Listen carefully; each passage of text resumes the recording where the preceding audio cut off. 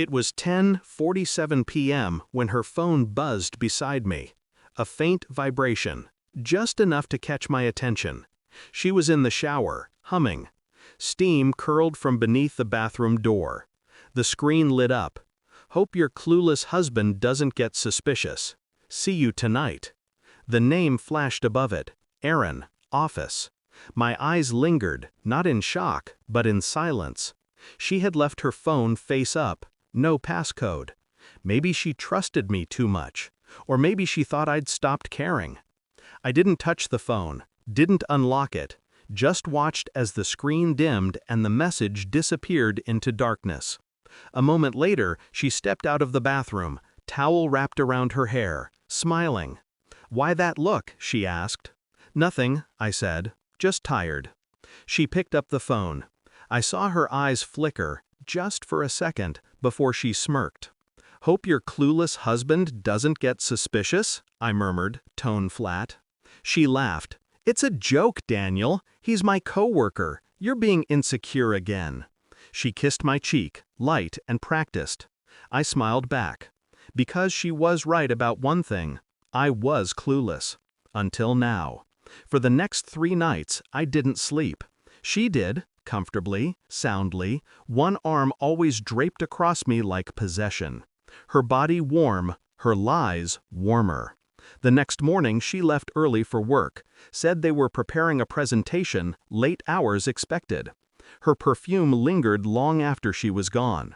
I sat in the kitchen, coffee cooling beside untouched toast. The message replayed in my mind like a haunting melody.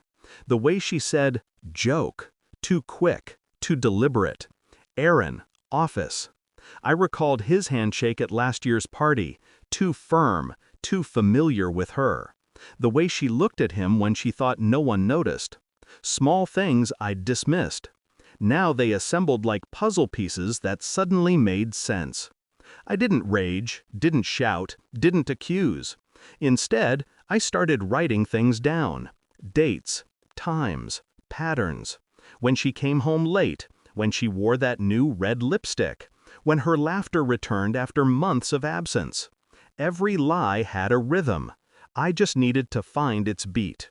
By the 5th day, I did. I called her office, asked for her. She just stepped out for lunch, her assistant said. "Alone?" A pause. With Aaron, I think." Of course. That night, she came home glowing.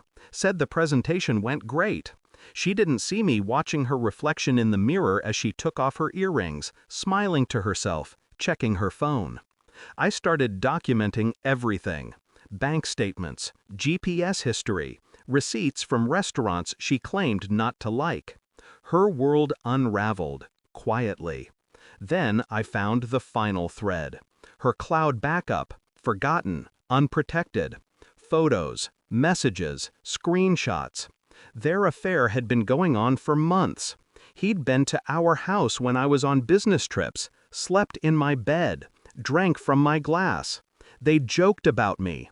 Poor Daniel still thinks marriage means something. That one stuck. For days I said nothing.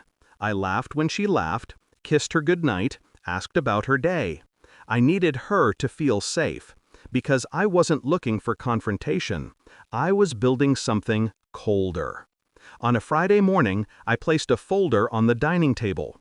Inside, printed messages, hotel bills, and a single photo of her and Aaron outside a hotel room door. When she came down for breakfast, she saw it immediately.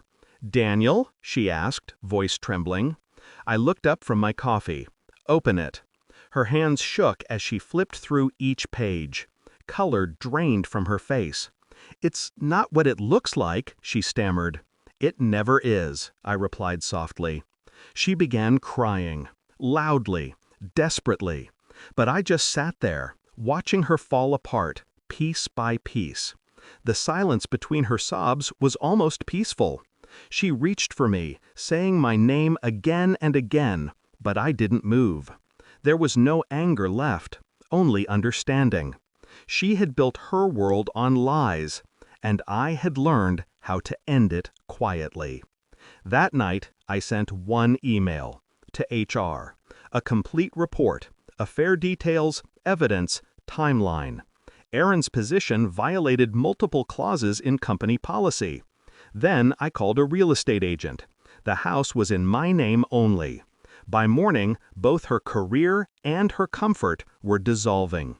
When she woke to the sound of movers taking boxes, she rushed downstairs, hair tangled, panic rising. "What's going on?" she cried. I stood beside the open door, signing a document. "New owners moving in next week. I've already relocated your things to your mother's place." Her face went pale. "Daniel, please don't do this. I'll fix it. I looked at her once. Calm. It's already done. Then the loud noise, the sound of her world collapsing. Her scream as she saw the empty living room, the bare walls. Her knees hit the floor. "Please, undo it," she begged. "I'll do anything."